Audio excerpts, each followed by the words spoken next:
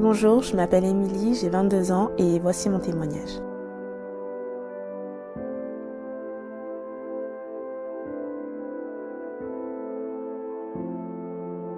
Donc moi j'ai eu une enfance, on va dire assez normale.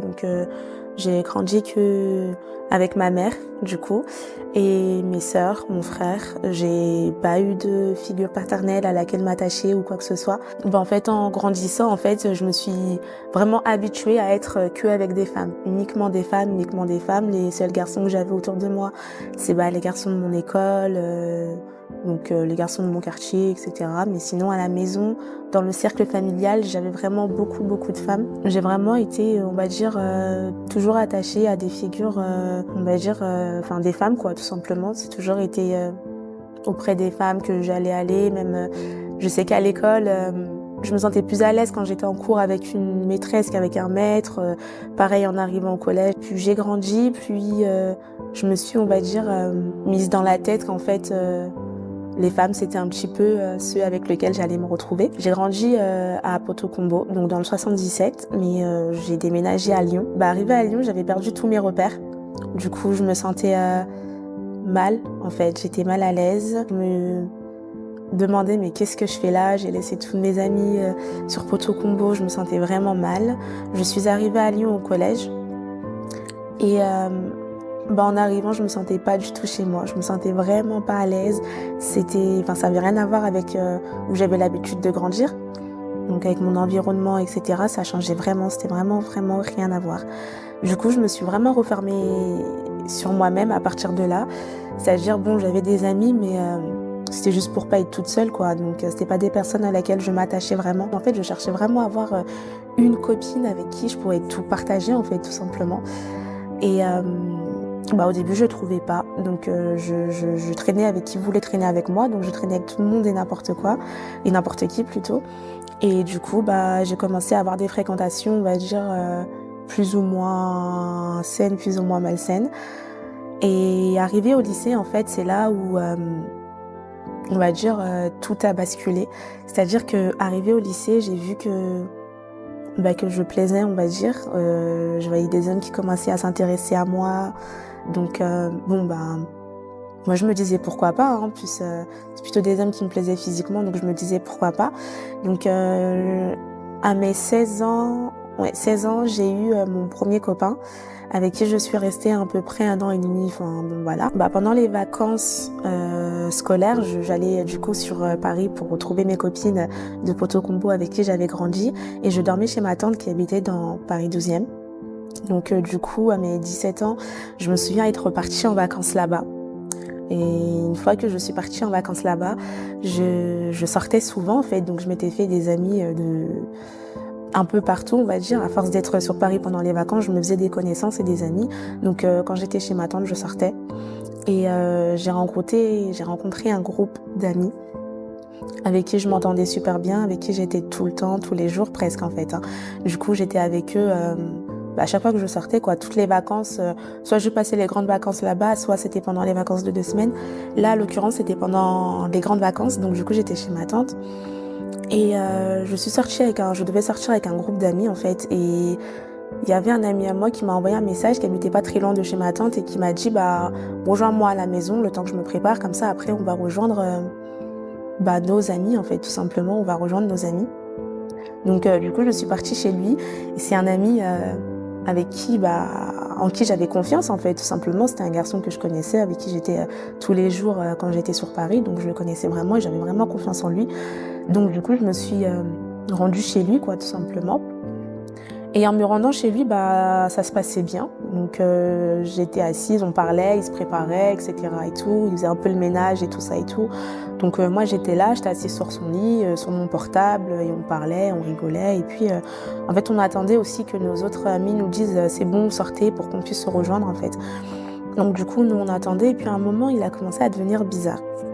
Il a vraiment commencé à devenir bizarre, c'est-à-dire qu'il se rapprochait de moi, il essayait de me faire des bisous, etc. et tout. Moi, je pensais qu'il rigolait ou quoi que ce soit, qu'il cherchait à m'embêter, en fait, parce qu'il savait que j'aimais pas ça, que j'étais pas une personne très tactile de base. Donc, je me disais qu'il voulait m'embêter. Et En fin de compte, il s'avère que non, il rigolait pas du tout en fait, c'était pas une blague et au fur et à aiguille, ça n'allait où il m'a agressée sexuellement en fait. Donc à partir de là, j'étais débitée en fait, je comprenais pas ce qui venait de se passer. J'étais, sous le choc et je me disais: «Mais c'est pas possible, il a pas fait ça, il s'est pas passé ça». Enfin, je me disais surtout pas lui en fait, genre pas lui. Je trouvais ça vraiment bizarre que ce soit une personne, que je connaisse vraiment en fait, qui puisse me faire ce genre de choses et surtout un garçon avec qui, bah, je veux dire, c'est pas une personne qui est pas connue de mon entourage. C'est-à-dire mon entourage le connaît, mes amis, le voient tout le temps dans mes snaps et cetera et tout. Donc en fait, les gens savent que c'est vraiment un ami proche et je me disais: «Mais c'est pas possible en fait qu'il puisse me faire ça». Vraiment pas du tout possible et il faut savoir que pendant l'agression, j'essayais vraiment de me débattre, vraiment, vraiment, vraiment, mais il était beaucoup plus fort que moi. Donc j'ai pas pu me débattre assez et en fait, j'en ai accumulé une haine. C'est-à-dire, j'avais vraiment la haine contre les hommes et j'avais vraiment la haine contre, le fait que j'ai pas réussi à le faire arrêter, en fait. Le fait que j'ai pas réussi à lui faire comprendre que non, je ne veux pas, en fait. J'avais vraiment la haine du fait que je lui ai pas fait comprendre, on va dire, que je ne voulais pas, que c'était non, que c'était pas possible, en fait. Donc du coup, j'ai commencé à accumuler cette haine-là. Et quand je suis rentrée à Lyon, j'ai vraiment commencé à me renfermer sur moi-même, c'est-à-dire que j'étais tout le temps dans ma chambre. Je parlais plus ni avec mes sœurs, ni avec ma mère. J'allais juste à l'école et je rentrais, j'avais même plus envie de sortir, et cetera. J'étais vraiment, je vais pas dire sous le choc parce que c'était passé, mais en fait, je voulais pas porter plainte, je voulais pas aller en parler, et cetera. Je voulais juste tout garder pour moi et vraiment, comment dire, me battre contre cette colère, en fait. Mais du coup, ce combat, je l'ai très, très mal, combattu parce que j'ai remis cet aime en fait sur tous les hommes que j'ai rencontrés après. C'est-à-dire que quand je rencontrais un homme qui était intéressé par moi, j'allais jouer avec lui en fait, tout simplement. C'était devenu, on va dire, la façon de me consoler moi en fait, c'était de blesser tous les hommes qui allaient venir, qui allaient être intéressés par moi. C'était la façon pour moi de me consoler de mon agression. Ça me faisait du bien. Et plus je grandissais, plus j'étais jolie, plus je prenais soin de moi, on va dire, plus je plaisais. Donc du coup, j'en jouais énormément et plus j'en jouais et plus je me nourrissais de ça et plus je me sentais mieux en fait. Au début, je détestais le fait d'attirer et puis maintenant, c'était devenu pour moi, on va dire, impossible limite que j'attire pas, c'est-à-dire que je pouvais parler avec plusieurs garçons en même temps, faire croire à plusieurs que je sors avec eux, etc. Vraiment, je jouais en fait avec tous les garçons qui voulaient s'approcher de moi. Pour moi, c'était impossible que je me mette en couple, que je tombe amoureuse surtout, parce que au fond de moi, j'étais détruite en fait. Un homme, j'étais pas amoureuse de lui, mais bon, c'était quand même mon meilleur ami pour moi et j'avais énormément confiance en lui. Donc pour moi, en fait, j'avais la haine et je pouvais pas avoir de l'amour envers n'importe quel homme. Donc c'est-à-dire que moi, tu voulais qu'on parle, y a pas de souci, parlons, mais du coup, j'allais juste jouer avec toi, en fait. Et j'ai commencé à accumuler les hommes comme ça. C'était pas pour dans des rapports, mais j'accumulais les hommes, c'est-à-dire que pour moi, en fait, j'avais un harem, donc j'étais vraiment la reine et j'avais tous mes prétendants autour de moi et je jouais vraiment à gauche, à droite, je jonglais avec les hommes, voilà, et puis même avec des copines à moi de l'époque, on s'envoyait, on jouait, on va dire, à la fille qui avait le plus de garçons qui la draguaient sur Insta, sur Snap, etc., sur les réseaux. On jouait à ça et on s'envoyait tout le temps les captures d'écran d'un garçon qui venait nous parler ou d'un garçon qui nous suppliait de pas nous quitter. Et puis nous, ça nous faisait du bien et ça nous faisait rire, en fait. Et moi, je me rappelle que ça m'amusait, en fait, de voir un garçon qui est mal parce que je lui dis que je le quitte alors que je sais pertinemment que je sors pas avec lui. Ça me faisait énormément de bien. Et j'étais devenue en fait vraiment méchante, vraiment méchante.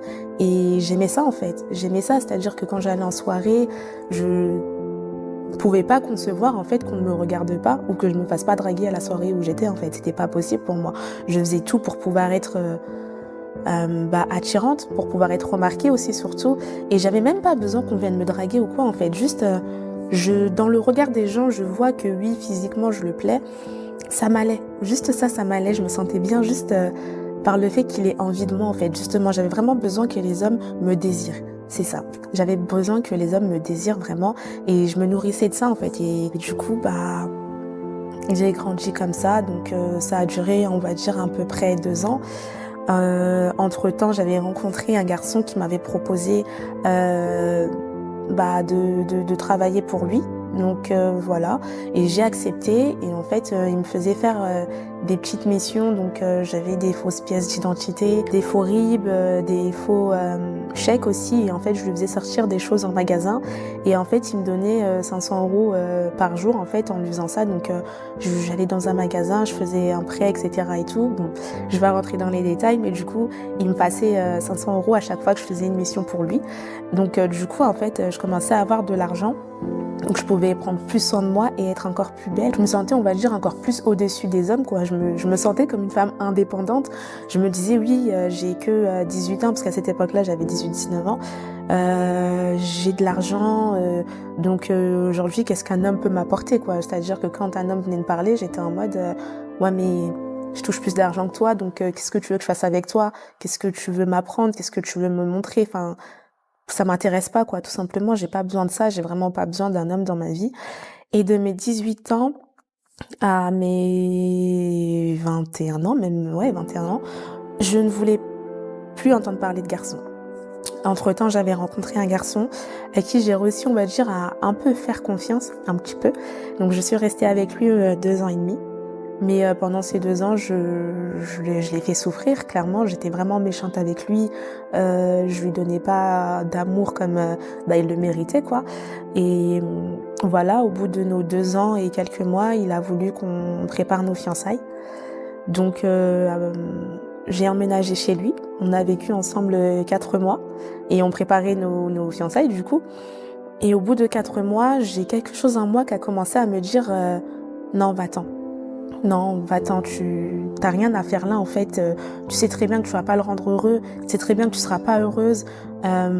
Pars, pars. Mais d'un côté, je me disais bon, je le connais par cœur. J'ai pas envie d'apprendre à connaître un homme, donc autant rester avec lui. Mais cette envie, elle grandissait de jour en jour en fait. Et on avait emménagé sur Saint-Étienne, donc j'ai repris mon propre appartement sur Lyon. Parce que pour moi c'était impossible que je retourne chez ma mère, donc j'ai repris mon appartement sur Lyon et du coup j'ai emménagé toute seule cette fois-ci. Et à partir de là, pour moi les hommes c'était fini en fait. Je voulais plus entendre parler d'hommes, que ce soit en flirt, que ce soit en copain, que ce soit même pour jouer avec eux. J'avais plus envie, ça m'avait fatiguée, ça m'intéressait plus. Donc je l'ai quitté. Je sais que ça lui a fait énormément de mal, mais je l'ai quitté parce que j'étais vraiment pas encore mature à cette époque-là. Donc pour moi, c'était juste, c'est fini en fait. Tu fais ta vie, je fais la mienne. On sera pas heureux ensemble. Et à partir de là, j'ai commencé, on va dire, à me dire ah oui, mais c'est vrai que parfois ça commence à manquer les hommes, ça manque d'avoir personne à qui faire des câlins, etc. Puis je me disais non en fait, c'est bon, je vais pas retomber. En plus maintenant j'habite toute seule, donc si je commence à inviter des hommes chez moi, ça va être n'importe quoi. Donc non, vraiment non, c'est plus possible. Et du coup je suis tombée dans la masturbation en fait, tout simplement. Donc c'était tous les jours. Et pour moi en fait c'était ce qui compensait en fait. Je me disais oui c'est bon, j'ai plus besoin d'hommes. Dans un premier temps j'ai grandi qu'avec des femmes. Dans un deuxième temps j'ai été détruite à cause d'un homme, donc pour moi c'est hors de question que j'en ai un dans ma vie. Dans un troisième temps je suis indépendante, j'ai mon appartement, je suis grande, écoute, tant que je fasse ma vie quoi. Donc du coup pour moi le seul recours pour me faire du bien c'était la masturbation. Et je me disais au moins j'aurai pas d'homme, au moins je me satisfais moi-même et j'aurai pas d'homme. Mais j'étais vraiment tombée dedans. Ça a duré au moins 4-5 mois, c'était ça. Je rentrais du travail parce que j'étais en alternance, du coup je rentrais du travail, je savais que c'était ça, c'était déjà préparé. Même le matin avant de partir, j'étais vraiment perdue dedans.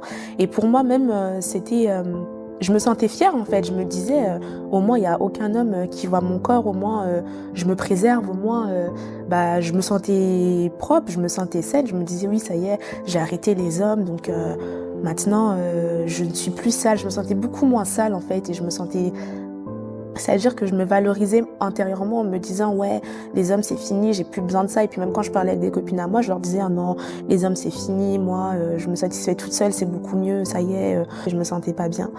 Donc j'en ai parlé à ma mère et puis en parlant, elle m'a dit: «Bah écoute, tu qu'à déménager, essayer d'aller, dans une autre ville quoi, tu qu'à retourner sur Paris si tu veux, maintenant tu es grande». Donc du coup forcément j'ai accepté tout de suite. Je suis partie, chez ma cousine.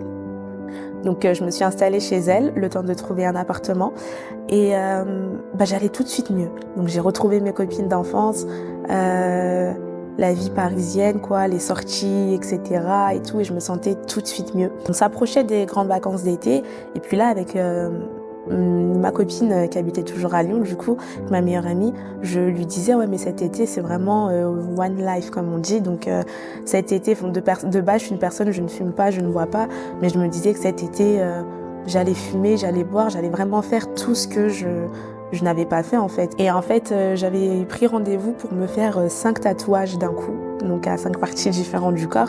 Mais pour moi, ça y est, c'était, déterminé, j'allais le faire et cet été, j'allais vivre mais ma meilleure vie comme je disais, mais vraiment et je veux dire, 2-3 semaines avant mon rendez-vous pour que j'aille me faire tatouer et ben, j'ai rencontré un garçon qui est venu me parler dans le RER et on a commencé à se bien parler, donc on s'entendait super bien et tout se passait bien, donc on a commencé à bien parler. Et puis un jour comme ça, en parlant, bah, il me disait qu'il allait aller, bah, à l'église en fait, tout simplement. Et du coup, je lui disais: «Ah oui, c'est bien, tu vas à l'église avec ta famille?» et puis il me disait: «Non, j'y vais tout seul». Et puis j'ai commencé à trouver ça un peu bizarre, un garçon de mon âge qui va à l'église tout seul, sachant que moi, bon, j'ai grandi dans une famille, chrétienne, mais j'allais à l'église, que parce que, bah, ma mère m'y obligeait en fait et parce que pour moi c'était, une habitude quoi donc voilà et bah, je trouvais ça hyper bizarre en fait qu'il me dise qu'il va à l'église tout seul donc au début je calculais pas vraiment mais c'est vrai que je trouvais ça un petit peu bizarre et tout et plus je parlais avec lui et plus en fait il me parlait, de Dieu, bah, en fait au fur, qu'on apprenait à se connaître, il me parlait, de sa relation avec,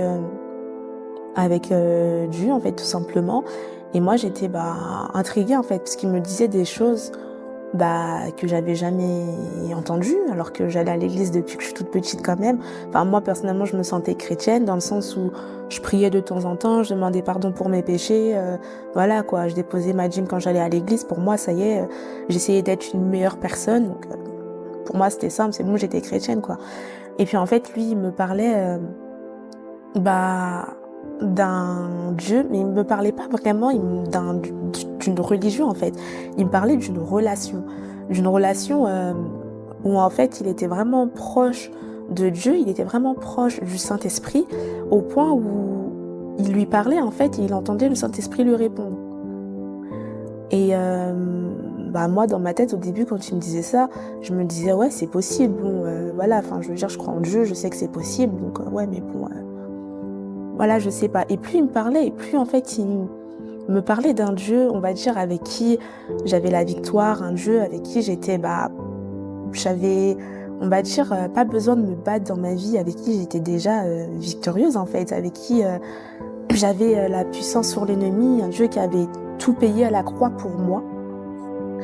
Alors que moi, bah, j'ai toujours cru que c'était à moi en fait de me battre toute ma vie en fait pour réussir à être proche de Dieu et en fait il me faisait comprendre que non pas du tout, que bah ce Dieu-là dont moi je te parle, il a déjà tout payé pour toi et toi tout ce que tu as à faire c'est de l'accepter dans ta vie et bah suivre sa parole quoi tout simplement. Et moi je me disais mais non mais c'est pas aussi simple que ça pour être chrétien, bah, il y a beaucoup plus de choses à faire pour être un bon chrétien en tout cas. Et quand il me parlait, il me faisait comprendre que bah, qu'il avait une très profonde relation avec Dieu et je me disais: «Mais c'est pas possible parce que tu es pas un saint» et pour moi, pour pouvoir entendre, la voix de Dieu, bah, fallait être saint, fallait être, bah, Abraham, en fait, tout simplement. Fallait être saint, fallait être pieux, fallait être, avoir un niveau de spiritualité, vraiment, élevé pour pouvoir arriver dans ce niveau de relation, quoi, tout simplement. Je me disais que c'était impossible que moi, je puisse avoir, cette relation-là, avec Dieu. Puis après, il me disait que Dieu m'aimait, mais bon, moi, ça me choquait pas quand les gens me disaient oui, Dieu m'aime, Dieu m'aime. Parce que je me disais, bah, en fait, c'est Dieu, donc il est obligé de nous aimer. Enfin, c'est son devoir de nous aimer. Il ne peut que nous aimer, il est Dieu. Donc, oui, Dieu nous aime, c'est normal, je sais qu'il m'aime. Il ne peut que m'aimer, mais vraiment, c'est ce que je me disais, il ne peut pas ne pas m'aimer, il est Dieu. Donc, pour moi, ça me choquait pas tant que ça. Quand j'entendais les gens me dire Dieu m'aime, j'ai rencontré l'amour de Dieu, je me disais, bah ouais, mais c'est normal. Plus il me parlait de Dieu et plus j'étais intéressée. Et plus je me disais, mais c'est qui cet homme, en fait, qui a tout payé pour moi? Qui a soi-disant tout payé pour moi? Mais c'est qui cet homme avec qui je suis une nouvelle créature, avec qui je suis une nouvelle personne, avec qui je suis puissante, avec qui bah, tous mes problèmes sont effacés, en fait. Et du coup, j'ai commencé à m'intéresser. Donc, il m'a invitée à son église. J'y suis allée. J'aimais bien, mais bon, voilà, sans plus, quoi. J'aimais bien, mais quand je suis rentrée chez moi et que je dormais, du coup, j'habitais en colocation, là, donc j'avais pas encore mon appartement, mais j'étais en colocation. Et quand je suis rentrée chez moi, j'arrivais pas à dormir. J'arrêtais pas à penser en fait à tout ce qu'il me disait en fait au Saint-Esprit, etc. et tout. Et je me disais, mais c'est quoi ces histoires du Saint-Esprit, enfin de Jésus qui est parti, qui nous a laissé son Saint-Esprit. Enfin, moi je sais que dans les églises où j'ai grandi, c'est des églises où faut tout le temps se battre contre les démons, les sorciers de notre famille, enfin voilà, les ennemis, etc. Et du coup, bah j'ai juste voulu aller de plus en plus en fait. Il y avait quelque chose au fond de moi qui voulait en savoir plus et qui voulait de plus en plus connaître en fait ce Dieu-là en fait. Je voulais vraiment en savoir plus et j'en avais besoin en fait. C'était limite devenu... bah j'avais soif en fait. J'avais vraiment soif de le rencontrer. Et puis bah j'allais à l'église tout le temps et puis j'ai commencé à regarder toutes les prédications que je trouvais sur internet, sur YouTube. Et j'ai vraiment commencé à ressentir quelque chose au fond de mon cœur, quelque chose qui m'attirait vraiment. Et un jour, je suis repartie à l'église de mon ami, du coup, et il nous parlait d'une session de baptême, en fait, qui allait avoir lieu, dans 3 semaines. Et pour moi, en fait, c'était impossible que je n'aille pas me faire baptiser. Pourtant, j'étais pas vraiment... je connaissais rien, je venais juste d'arriver. Bon, c'était un peu nouveau pour moi, on va dire, mais pour moi, au fond de moi, c'était impossible que je n'aille pas me faire baptiser. Donc du coup, je me suis inscrite à la session des baptêmes et je me suis fait baptiser. Et donc je me suis fait baptiser, j'ai prévenu ma famille après. J'avais prévenu personne, je suis allée me faire baptiser, donc voilà. Et j'ai prévenu les gens après en leur envoyant la vidéo de mon baptême, en leur disant je me suis fait baptiser. Et en fait, le soir même, quand je suis rentrée chez moi, je me suis mis à genoux et j'ai prié pour remercier Dieu de m'avoir d'avoir permis que je puisse entre guillemets avoir une alliance avec lui. Et là, j'ai senti une puissance descendre sur moi. J'ai senti en fait comme si je n'étais plus seule dans ma chambre. J'ai vraiment senti une présence descendre sur moi et m'envelopper d'un amour, donc le fameux amour dont on parle depuis le début. Et en fait, c'était tellement puissant que je me suis mise à pleurer en fait. Je pleurais parce que je me disais, mais en fait, c'est réel ce qu'il me dit depuis le départ. Je pleurais parce qu'en fait, je me disais, mais waouh, mais en vrai, c'était là depuis le début et je suis passée à côté de ça en fait. Et en fait, ça me rassurait tellement de savoir que ce qu'il me disait, c'était vrai. Quand il me disait qu'il ressentait le Saint-Esprit, ouais, c'est vrai en fait. Il a vraiment ressenti. Et maintenant, je le ressens. Donc moi aussi, je peux le ressentir alors que je suis pas parfaite.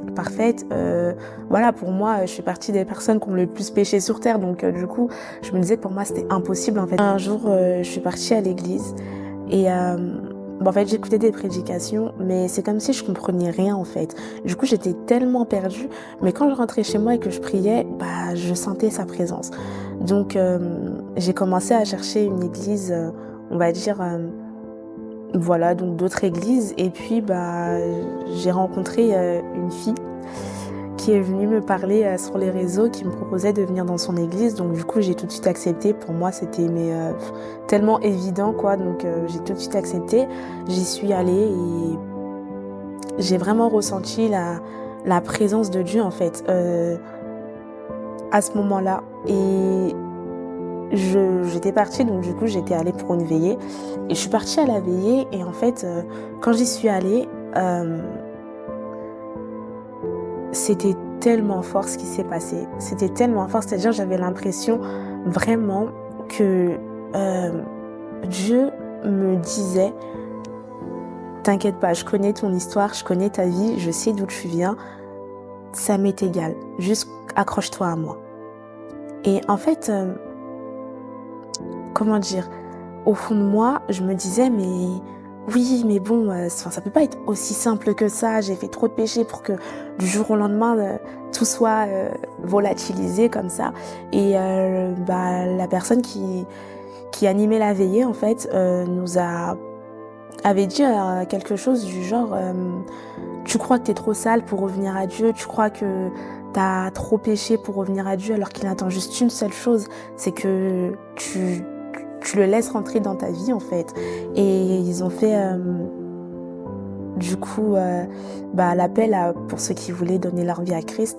Et en fait, j'y suis allée, donc j'ai fait la prière de repentance et à partir de là, j'ai commencé à pleurer et j'ai accepté Jésus-Christ dans ma vie comme Seigneur et Sauveur.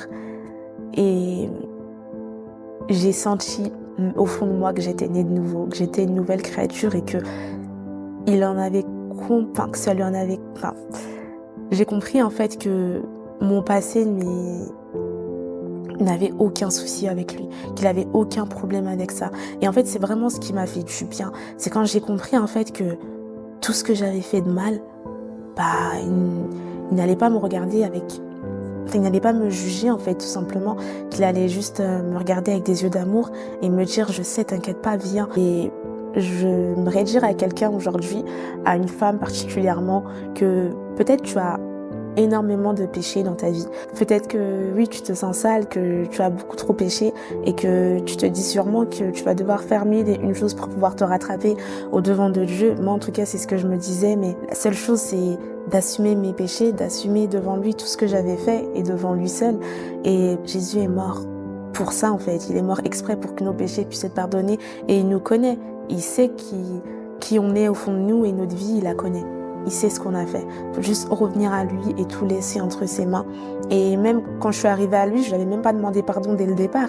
C'est-à-dire que j'ai senti son amour alors que j'avais même pas encore demandé pardon je m'étais même pas repentie pour mes péchés. Donc non, tu ne seras jamais trop sale pour revenir à Christ, en fait. Tu seras jamais trop sale pour pouvoir avoir une relation avec lui. J'étais pas parfaite et je le suis toujours pas aujourd'hui, mais je sais que il me permet d'avoir une relation avec lui. Et pour moi, ça, c'était impossible. C'était que les personnes trop spirituelles ou trop saintes qui pouvaient avoir des relations avec lui. Aujourd'hui, j'ai 22 ans et ouais, je peux te dire que vraiment, j'ai une relation avec le Saint-Esprit et qui m'a même donné une raison de vivre, en fait. C'est-à-dire qu'avant, je savais ce que je voulais faire de ma vie, mais bon, je savais que ça allait pas me rendre heureuse. Et aujourd'hui, maintenant, je sais ce qu'il m'appelle à faire et je sais que maintenant, en fait, il a modifié toute ma vie et je sais que ce n'est que le début et je sais que il y aura encore des belles et grandes choses à faire avec lui. Mais en tout cas, je veux vraiment faire comprendre à une femme ou à un homme, même, ouais, un homme aussi, que c'est pas parce que t'as péché, que t'es parti trop loin, que il te fermera les portes et que tu diras: «Non, t'es trop sale». Il ne l'est pas. Vraiment, faut vraiment chasser ces pensées-là de sa tête et juste se jeter à l'eau, en fait. C'est-à-dire venir au-devant de lui, prier et l'implorer, en fait. C'est même pas de prier en mode, oui, Seigneur, Père ou quoi que ce soit. C'est vraiment avec ton cœur, tu lui parles. Tu lui parles comme là, je suis en train de parler, tu lui parles et tu lui dis, en fait, que t'aimerais juste tout arrêter pour pouvoir le rencontrer. C'est ce que j'ai fait et aujourd'hui, ma vie a complètement changé. Donc c'est ce que je vous invite à tous à faire. Sans penser à vos péchés ou quoi que ce soit. Pensez juste à le rencontrer uniquement. C'est tout.